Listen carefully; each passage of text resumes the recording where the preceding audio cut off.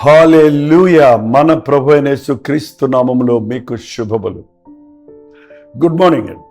తెల్లవారింది కదా, రండి మరి దేవుని వాక్యాన్ని మరొకసారి ధ్యానిద్దాం. చిన్న ప్రార్థన. పరిశుద్ధుడా, నీ మాటలు మా అనుమానాలకు, మా సందేహాలకు, మా సమస్యలకు జవాబిస్తున్నాయి కనుక నీ మాట కొరకు కనిపెట్టుటకు మా బాధలు, మా శ్రమలు, శోధనల నుండి ఏనాటికి ఆనాడు తప్పించబడి ఆనందంగా నీ సాక్షులుగా బ్రతుకుటకు మా ఒక్కొక్కరికి సహాయం చేయమని క్రీస్తు నామములో అడుగుచున్నాను తండ్రి. ఆమేన్. అవునండి, మనకి రోజు కొత్త కొత్త సందేహాలు వస్తుంటాయి, ఏవేవో ఆలోచనలు వస్తుంటాయి, ఏవేవో అనుమానాలు వస్తుంటాయి కదా. సాధారణంగా మనం లోకంలోకి వెళ్ళినప్పుడు, లోకస్తులను చూస్తున్నప్పుడు, అట్టహాసంగా ఉన్న వ్యక్తులను చూస్తున్నప్పుడు, మంచి వెలగల కారుల్లో తిరుగుతున్న వారిని చూస్తున్నప్పుడు, మంచి ఆకర్షణీయమైన వస్త్రాలు ధరించుకున్న వారిని చూస్తున్నప్పుడు, మంచి మేడమిద్దలు చూస్తున్నప్పుడు, ఏంటంటే పక్కపక్కలో ఏకీకలతో గుంపులు గుంపులుగా ఆనందిస్తున్న వారిని చూస్తున్నప్పుడు మీకేమనిపిస్తుంది? మీరు రక్షించబడ్డారా? మీరు ప్రభు బిడ్డలేనా?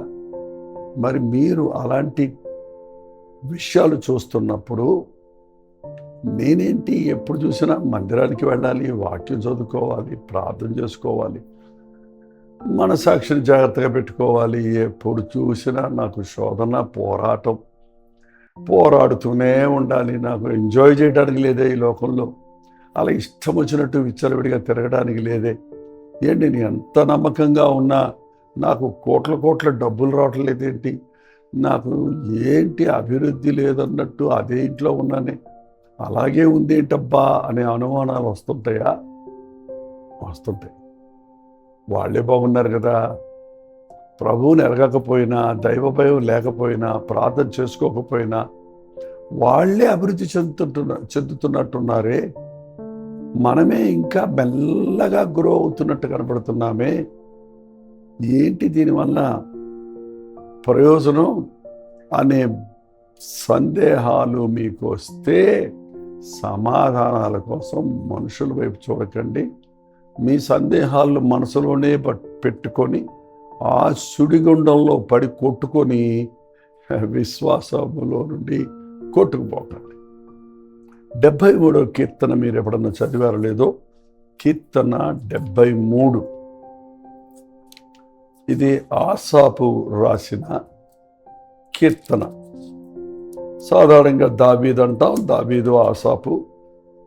మరి ఆసాపు దావీదు ఆస్థానంలోనే ఉన్నాడు, దావీదు ఏర్పరిచాడు, దావీదు వీటన్నింటి పొందుపరిచాడు. దావీదు కొన్నిసార్లు తన మనసు చెబితే ఆసాపు రాసుంటాడు, కొన్నిసార్లు రాగం కట్టుంటాడు, కొన్నిసార్లు కొన్ని కీర్తనలు ఆసాపే రాసి నాకు ఇలాంటి మాటల మీద ఒకటి రాసి పెట్టమంటే రాసి పెట్టుంటాడు. ఏదేమైనా ఇది ఎవరు రాశారు, ఏ సందర్భం అనేది ముఖ్యం కాదు, కానీ ఇది విశ్వాసి మనస్తత్వము లోకం వారిని చూచినప్పుడు ఎలా ఉంటుంది అన్న సంగతిని మనకు తెలియజేస్తుంది.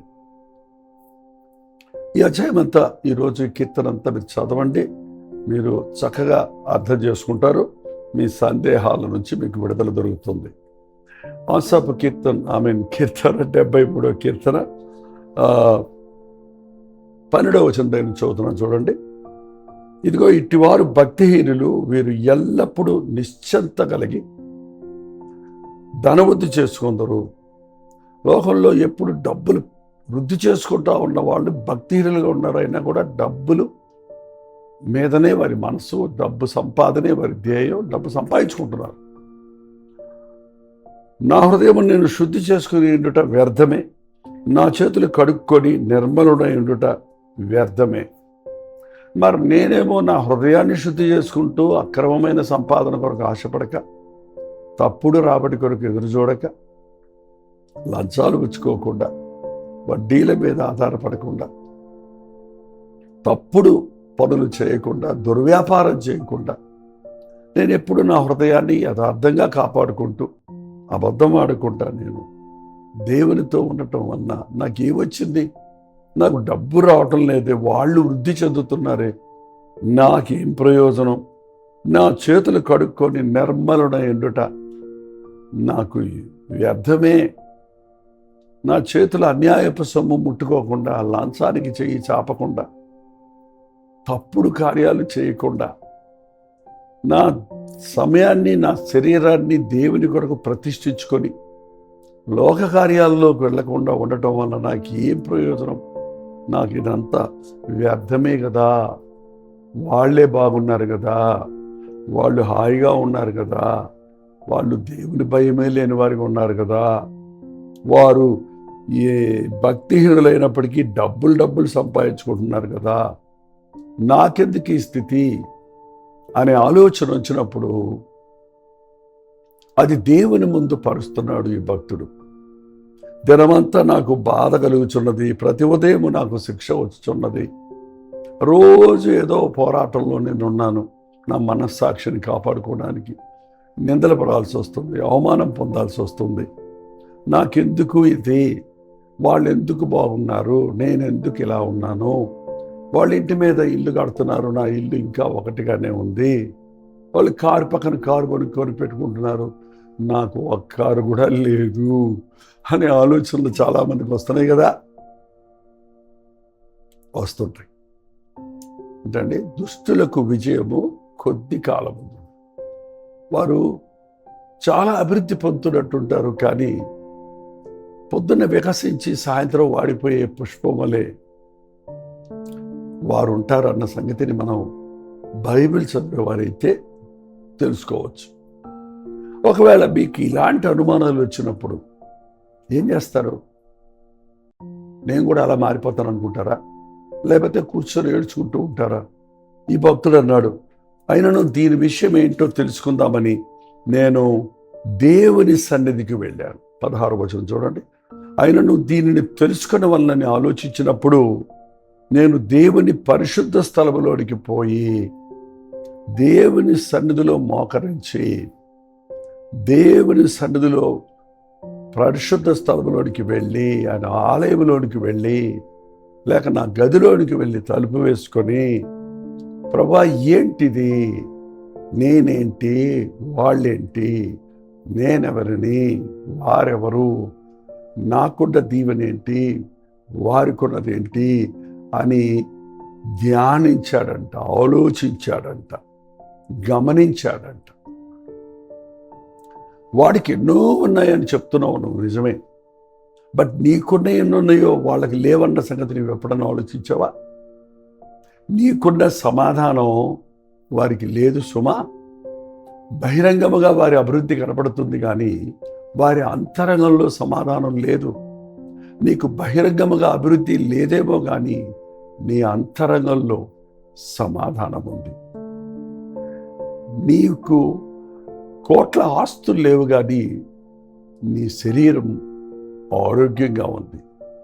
వాళ్ళని చూడు, ఎన్ని రోగాలతో, ఎన్ని మందులతో ఎంత ప్రయాసపడుతున్నారు.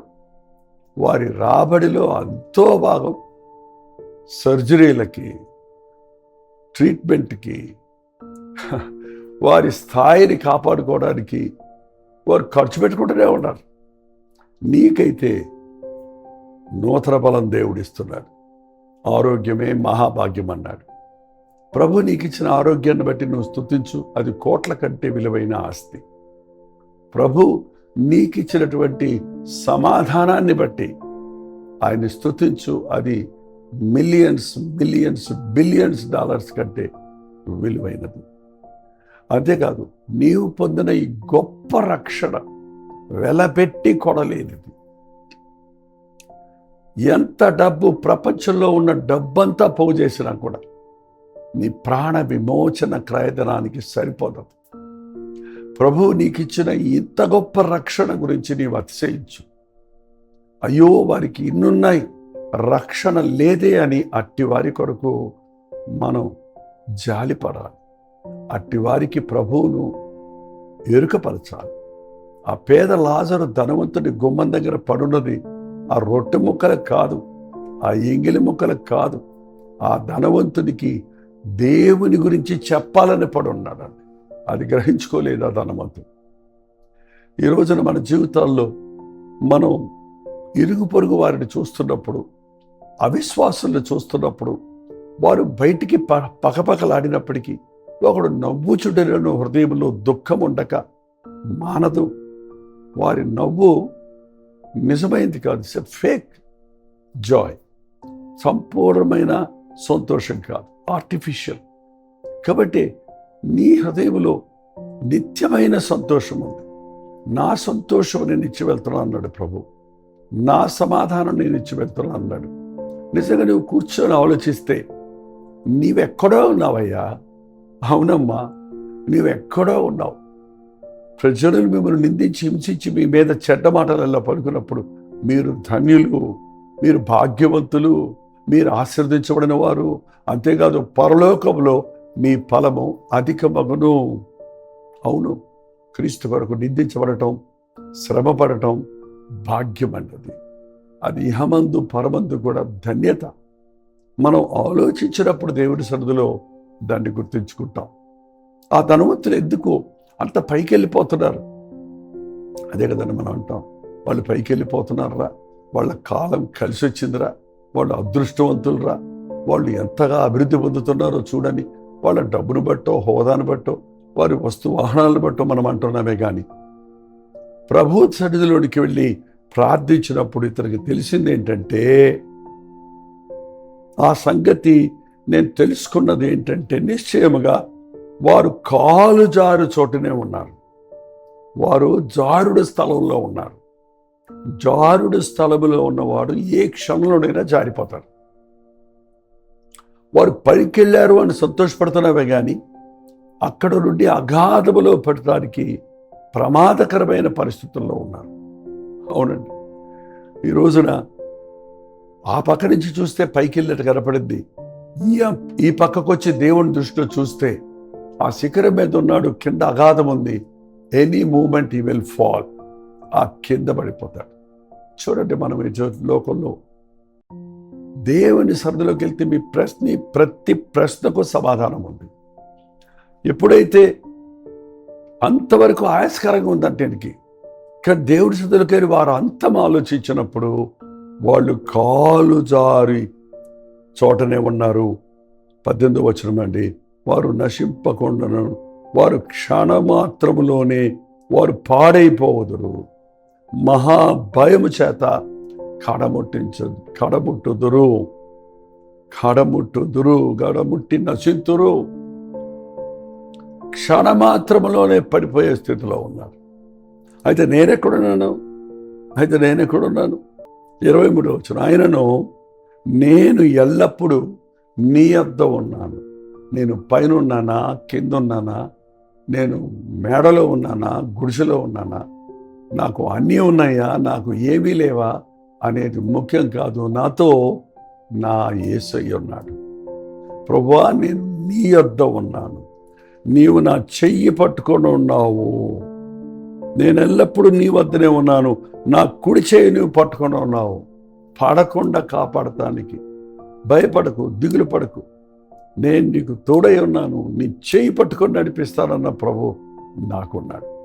లోకములో వస్తు వాహనాలు సిరులు లేవేమో, ఉన్నాయేమో, కానీ ఏమున్నా లేకున్నా నా యేసయ్య నాకున్నాడు, చాలు.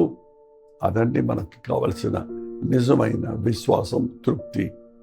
నేనెప్పుడు నీ యొద్ద విన్నాను, నువ్వు నా వద్ద ఉన్నావు, నువ్వు నా చేయి పట్టుకొని ఉన్నావు, నీ ఆలోచన చేత నన్ను నడిపిస్తావు. నేను పడను, కాలు జారకుండా నా పాదాలు, కన్నీరు విడవకుండా నా కన్నులు కాపాడుతున్నావు, నాశనానికి పోకుండా నా మార్గాలను సరిచేస్తున్నావు.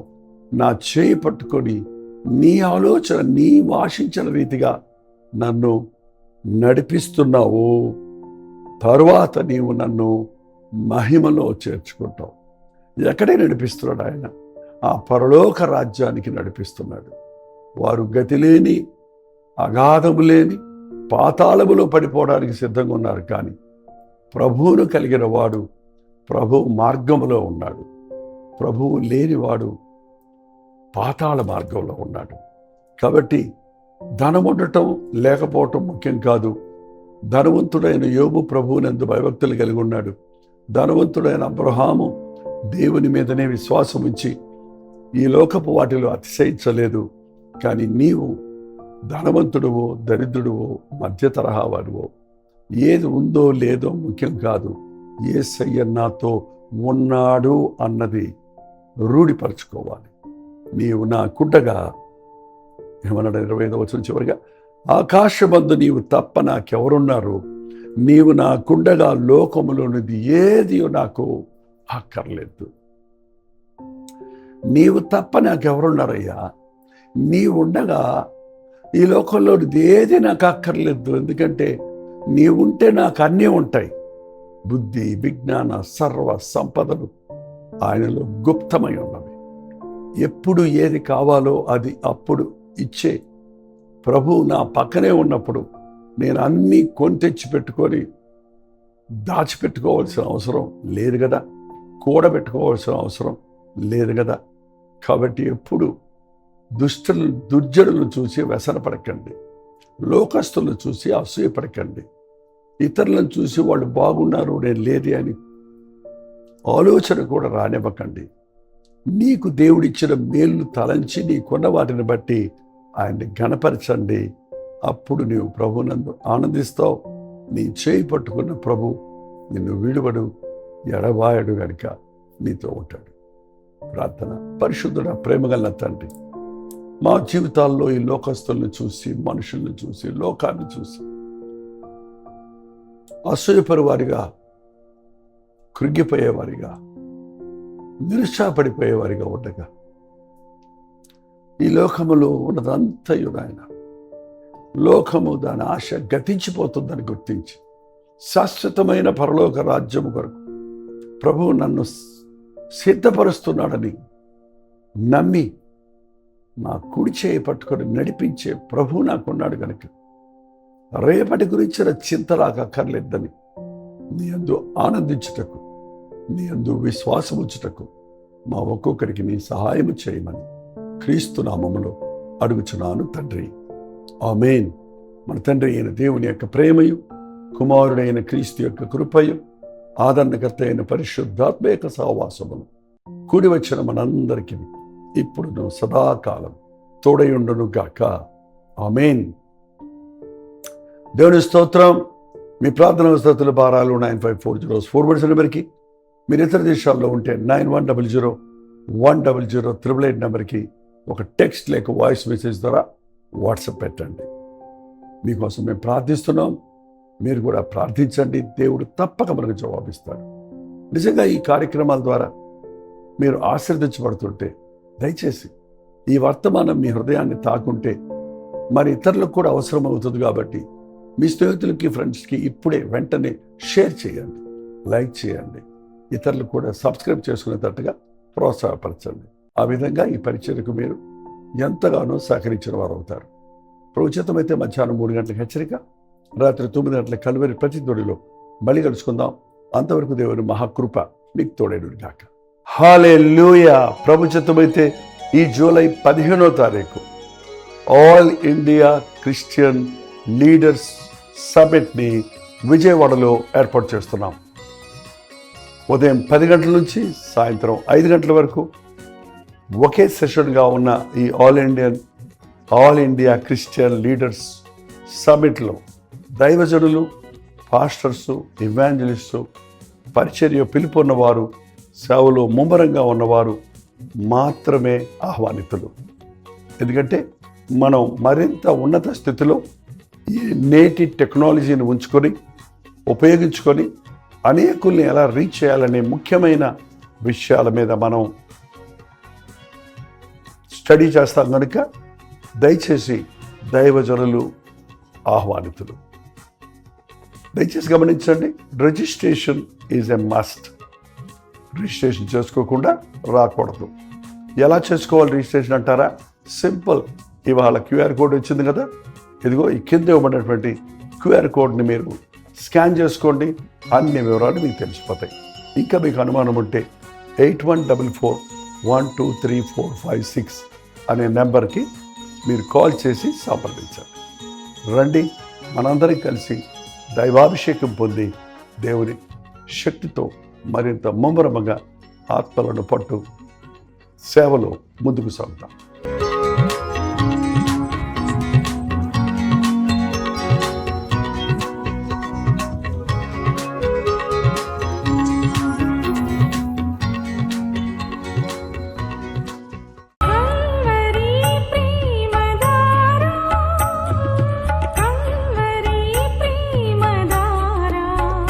కల్వరి ప్రేమధార అనే మా ద్విమాస పత్రికను ఈ మధ్య త్రైమాస పత్రిక అంటే 3 నెలలకి ఒక్కసారి మాత్రమే ప్రింట్ చేయగలుగుతున్నాం. మరి గత 40 సంవత్సరాల పైబడి కొనసాగుతున్న ఈ పత్రికను ఆపు చేయటం ఇష్టం లేక దీన్ని త్రైమాస పత్రికగా మార్చున్నాం. మీరు కల్వరి ప్రేమధార పత్రికను చదువుతున్నారా? ఒక ఉచిత పత్రిక కావాలంటే ఇవ్వాలే మీ పేరు, చిరునామా, అడ్రస్తో పాటు ఇంటి నెంబర్తో పాటు క్లియర్గా పంపించండి. తప్పకుండా ఒక ఉచిత పత్రికను మీకు పంపిస్తాం.